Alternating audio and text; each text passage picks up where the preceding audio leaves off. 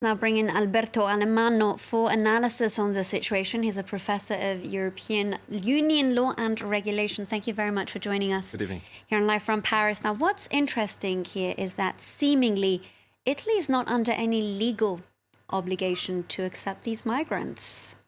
Well, this is a very complicated story. I think what Italy wanted to do with this provocative gesture, which, of course, from a humanitarian perspective is very dramatic, is to Europeanize a situation which up until now has been an Italian issue, as you were correctly pointed out. And I think they largely successfully managed to impose such an issue. That's why President Macron had this idea, which was a bit clumsy, to take a position on the issue. It was intended to somehow make the French policy migration look generous, when in reality it unveiled the reality. And the reality is the one we just heard, the fact that the French border had been closed for long and many migrants just going through Italy, today they are stuck in Italy. They cannot go to Italy, they cannot go to France, they cannot go to Austria either.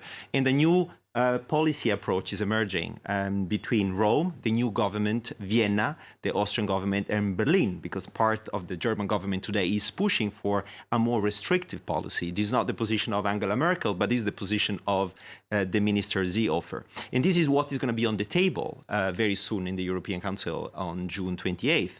And therefore, the big question we should ask today is whether the Salvini's provocative and shocking decision will have the merit to leave Europe or to push Europe to get out of an impasse on the Dublin revision. We'll come back to the European question a little bit later on, and I just want to hone in on what Italy's done, and some of us may not necessarily agree with the decision, but as you mentioned, France itself has closed its doors, and of course Malta was equally responsible because a ship was stranded in the Med between both Italy and Malta, both countries. Why is it that Italy seems to be at the center of receiving this heat from the international community? That's correct. From a purely public international law perspective, those migrants that had the misfortune to be here and there on the Mediterranean Sea and have been brought into this common boat were close to Malta, to their territorial sea.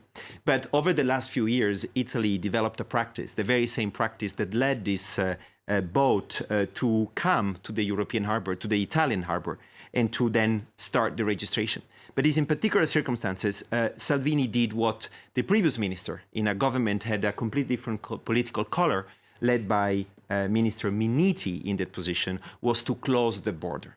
That's an issue that is difficult to challenge from a legal perspective, but which certainly showing the limit of the lack of a European policy on migration. And that takes me to the next question. What can the European Union do at a time when we're seeing that most migrants who survive this horrific, perilous journey from various African nations, including Libya, North Africa specifically, they end up on Italy's doorsteps and in these, again, horrific camps? What can the EU do here? Europe is split over the issue. As you know, half of the countries, notably those of the south, whose geography put them very close to the problem, they still believe in relocation. The fact that there should be even mandatory quotas for different countries to accept migrants. This is the position that many countries are putting forward. And then the other ones who are currently refusing it. They basically argue that this is an issue that should be let to the member states. There are some new ideas that are popping up today. There is this idea according to which